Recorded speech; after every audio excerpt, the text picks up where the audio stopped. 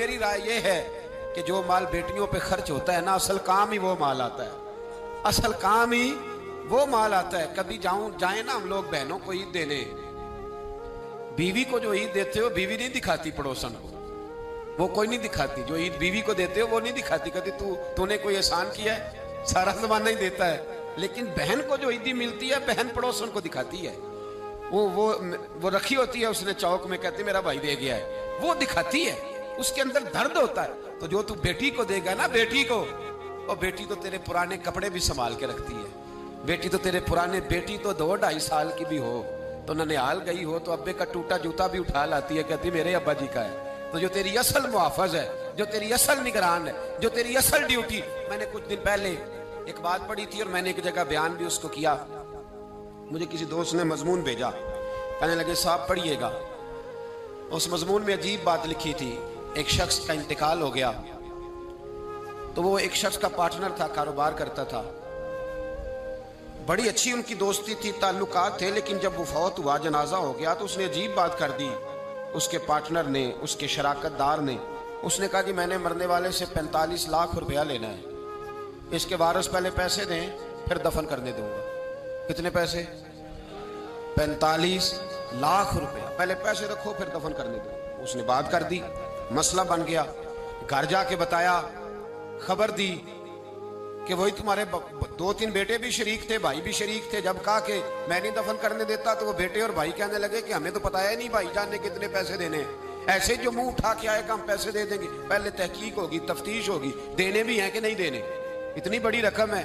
किसी ने घर जाके बता दिया, बेटी एक ही थी, उसको बताया तेरे अब्बे को दफन नहीं करने दे रहे, कहने पहले पैसे रख।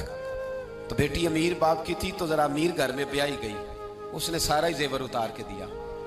कहने लगी ले जाओ, 10-15 लाख का होगा, मेरे चचा को कहना ये रख ले और मैं बाकी का भी जल्द इंतजाम कर दूंगी। मैं तहकीक नहीं करती कि अब्बा ने देने हैं कि नहीं, पर उसे कहो मेरे बाप की मैयत का तमाशा ना बनाए, उसे दफन करने दे, ये 10-15 लाख का जेवर रख ले, मैं बाकी भी जल्द इंतजाम कर दूंगी।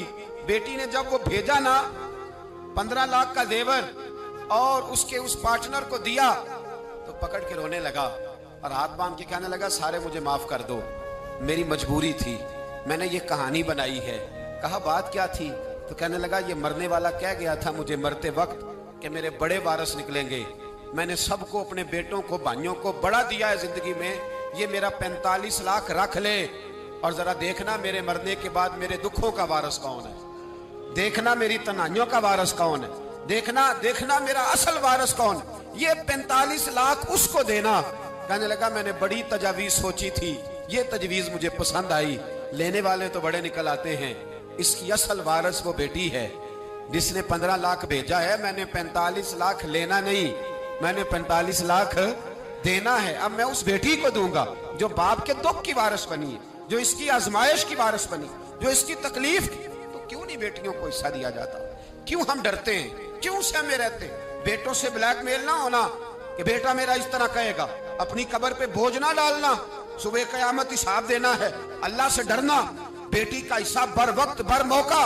और मेरी भाइयों से गुजारिश है, बहनों के हिस्से पहले से अलग करो, 10 रुपए बने या 10 करोड़ बने, तुम्हारी औलाद को तुम्हारे लिए रात को उठ के दुआ नहीं मांगेगी। तुम जिसका कर्ज है उसका कर्ज उसे डर जाओ, अल्लाह ताला डर जाओ, खुदारा डर जाओ।